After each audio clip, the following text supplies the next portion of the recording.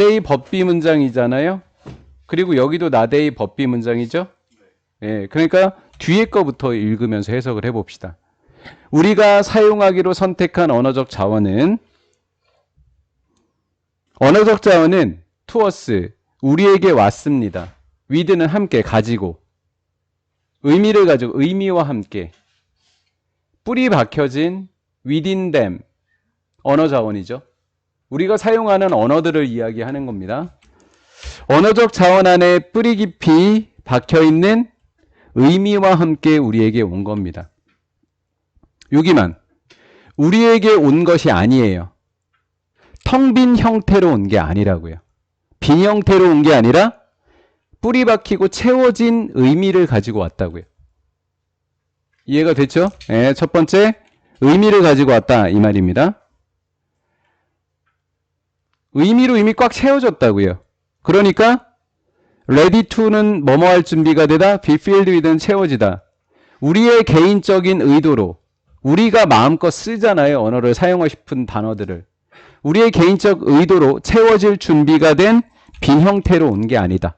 의미를 가지고 왔다. 1번. 두 번째. 그러나 이러한 의미라고 하는 것은 나데이 벗이니까 벗부터 형태처럼 형태도 마찬가지고요. 뒤에 거부터 해석하자고요. 형태처럼 형태도 마찬가지고 의미라고 하는 것은 그들이 built 만들어진 거래요. 언어의 의미라고 하는 것은 만들어졌대요. 오버타임 오랜 시간에 걸쳐서 그들의 이전 사용에서 그들의 이전 사용으로부터 오랜 시간에 걸쳐서 만들어졌대요. 언어의 변천사를 배우잖아요. 지금 우리가 배우고 있는 언어라고 하는 것이 뭐 19세기, 20세기 초반, 19세기, 17세기, 18세기 이렇게 하잖아요. 그렇죠? 그런 이전의 사용으로부터 만들어졌다고요. 언제 사용된 거죠? 특정한 상황에 맞춰서 사용되죠. 누구에 의해서 사용되죠? 특정한 참여자 집단이요. 언어 참여자. 특정한 참여자 집단에 의해서 특정한 상황에 맞춰서 오랜 시간에 걸쳐서 이전의 사용으로부터 만들어진 게 바로 언어의 의미다라는 거죠. 무엇을 위해서요? 달성을 위해서요. 특정한 목표의 달성을 위해서 특정한 집단의 참여자에 의해서 특정한 상황에 맞게끔 오랜 시간 동안에 걸쳐서 만들어진 게 언어적 의미다라는 거죠. 우리 조상님들이 계속 언어를 발달시켜 왔다라는 거죠. 이해가 된 건가요? 예, 그러면 옛날로 가야 되겠네요. 의미를 따지려면. 그렇죠? 그게 언어의 관습성 이렇게 된 거라고요. 뒤에 가서. 결국 특정한 목표라고 하는 것은 형성되어지는 거예요. 누구에 의해서? 우리 조상님들이 계속 15세기, 14세기, 15세기, 16세기, 17세기 쭉 왔어요. 무수하게 많은, 이 단어는 밑에 있어요. 무수하게 많은 문화적인, 그리고 역사적인, 제도적인 힘. 조상님들이 쭉 사용하던 이렇게 문화적, 그리고 역사적, 제도적 힘을 뒤에서는 관습이라고 이야기한 겁니다. 이런 것들에서 형성되었다라는 거예요. 이해가 됐나요? 형태도 마찬가지로 관습에 맞춰서 만들어진 거죠. 그 형태도. 아래 아자가 있었고 아래 아자가 없어지고요. 이해가 되셨죠? 예. 자, 그러면 이러한 의미는 아주 보편적이면서 논리적이고 일련의 원리로부터 만들어진 게 아니라 누구나 다 사용할 수 있는, 즉 지금 사용하는 것과 14세기 언어가 똑같았던 게 아니라고요. 보편적이고 논리적 일련의 원리로부터 만들어진 게 아니에요. 거기서 생겨난 게 아니라는 거죠. 이해가 됐나요? 한마디로 오랜 시간에 걸쳐서 뭐 한 것이다? 만들어진 두 가지 특징을 갖고 있다고 지금 설명을 했습니다. 언어적 자원이라고 하는 건데 추주 뒤에는 to가 목적어로 있고요. 이렇게 가로로 묶어버렸더니 역시 마찬가지로 추주 to 이렇게 되는 거고요. 목적어가 없으니까 못 간대. 주어고 동사 복수 동사 잘 됐죠? 우리가 사용하기로 선택한 언어적 자원은 우리가 사용하기로 결정했어요. 언제? 특정한 의사소통을 목적으로 하는 순간에요. 상황에 맞는 언어를 사용하잖아요, 우리가. 그럼 그렇게 생각해 보세요. 우리가 지금 조상님들이 우리에게 물려준 언어를 지금 사용하고 있다라는 생각까지만 하지 말고요. 우리가 사용하는 언어가 나중에는 어떻게 될까요? 그 과정의 하나로 들어가겠죠. 맞죠? 우리조차도 언어적 역사의 일부인 거잖아요. 특정한 의사소통의 순간에 우리가 사용하려고 결정한 언어적 자원이라고 하는 것은 바로 이 순간에 온다고요. 이 순간은 어떤 순간일까요? 관습화된 역사의 의미를 가지고 바로 이 순간에, 바로 그 순간, 특정한 순간에 오게 된다고요. 순간들이라 그랬잖아요. 순간순간마다 온다고요. 뭐를 갖고요? 관습화된 역사적 의미를 갖고 온다. 이것에 의해서 만들어졌다. 즉 관습화되었다라는 이야기입니다. It is that 강조 구문이 이렇게 돼 있고요. It is 강조 구문이 돼 있고요. 강조된 것은 관습성입니다. 이 관습성이라는 단어가 왜 나왔는지 여러분들은 아실 겁니다. 그들의 관습성이라고 하는 것이 우리를 묶어준다고요. 어느 정도로 묶어준다고요. 즉 어느 정도란 얘기는 뭐예요?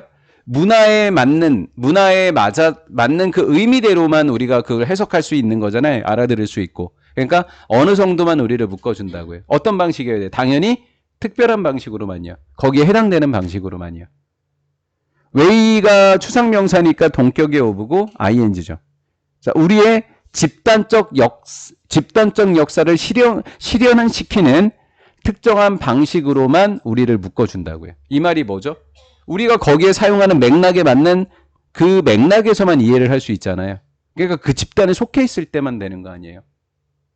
이것도 이해되셨죠? 예. However, 그러나 앞에서는 이제 의미를 가지고 왔다 이렇게 이야기했는데 우리의 자원이라고 하는 것은 의미의 역사를 지닌 채로 왔다고 지금 이야기한 거잖아. 앞에서 이 이야기를 한 거잖아요. 역사를 갖고 왔다고 한 거잖아요. 하지만 그랬단 말이에요. 그러니까 다른 걸 이야기하겠다고 이 사람은. 다른 걸. 도대체 어떻게 왔냐고. 의미의 역사를 갖고 왔는데 그럼 그 의미는 도대체 어떻게 그들이 come 뒤에 to 부정사가 오게 되면 come to 하면 이거는 하게 되다고요. 의미하게 됐냐고요. 도대체. 어떻게 도대체 그 의미를 갖게 됐는지 이 사람은 그게 궁금한 거예요. 어떻게 그 의미를 갖게 됐냐고요. 특정한 의사소통의 순간에. 왜 그 순간에 슬픈 순간에 그 단어를 쓰고 기쁜 순간에 그 단어를 쓰고 도대체 어떻게 그렇게 의미를 띠게 됐냐고요. 이것은 뭐가 있다고요? be opened, 열려있대요. 협상에 열려있대요. 한번 따져봐야 된다고요. 연구해봐야 된다고요.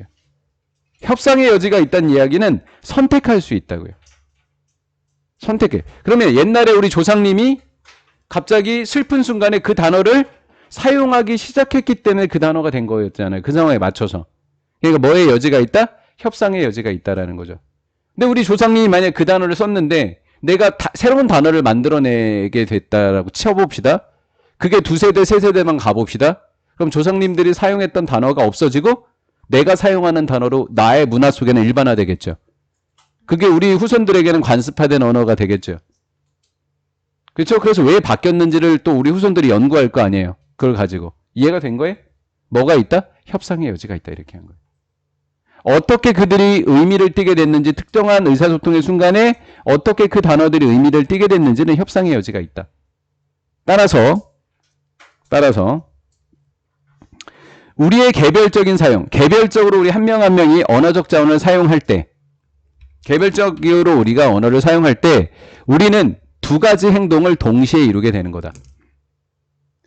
우리가 지금 언어를 사용하고 있잖아요. 특정한 순간에 맞춰서 우리가 개인적으로 사용하고 있잖아요. 그럼 우리는 두 가지 행동을 이루게 되는 거라고. 그 두 가지가 뭔지를 7번 문장에서 이야기하는 거예요. 우리가 언어를 선택했습니다. 언어적 자원을 개별적인 사용에 맞춰서 사용할 때 두 가지 행위를 이루는데 우리가 지금 사용하는 언어가 후손들에게 갔을 때 우리가 사용하는 언어는 그 단어들의 전형적인 사용의 맥락을 만들어낸다고요. 이게 뭐예요? 우리가 사용하는 언어가 우리가 사용하는 순간에 그 언어를 사용했어? 그럼 그 단어를 후손들은 그 상황에 맞는 단어로 우리가 사용하던 단어를 사용할 거라는 거죠. 그래서 우리는 뭐를 만든다? 전형적인 맥락을 만든다. 사용이라고 하는 것에 있어서. 그 단어를 사용하는 것에 있어서 전형적이고 역사적인 맥락을 만들어낸 거다. 얘가 1번인 거예요. 그 환경 상황을 만들어 준 거지, 후손들에게. 내가 그 단어를 선택하면서. 그리고 동시에 두 가지라 그랬으니까 한 가지 더. 우리는 입장을 취하는 거. 입장을 취하는 게 뭐예요? 내가 그 맥락에 맞는 단어를 지금 선택한 거 아니겠어요? 이 단어는 내가 좋아하고 저 단어는 안 좋아한다고 배척한 거잖아요. 그럼 이러한 맥락과 관련해서 볼 때는, 이 맥락에서 저 맥락, 이 상황 저 상황에서 관련해서 볼 때는 우리는 어떤 것은 좋아하고 어떤 건 싫어하고 입장을 취하게 됐다라는 거죠. 그래서 선호하는 단어가 있고 선호하지 않는 단어라는 입장을 취한다라는 거죠. 그래서 우리는 두 가지 행위를 얻게 되는 거예요.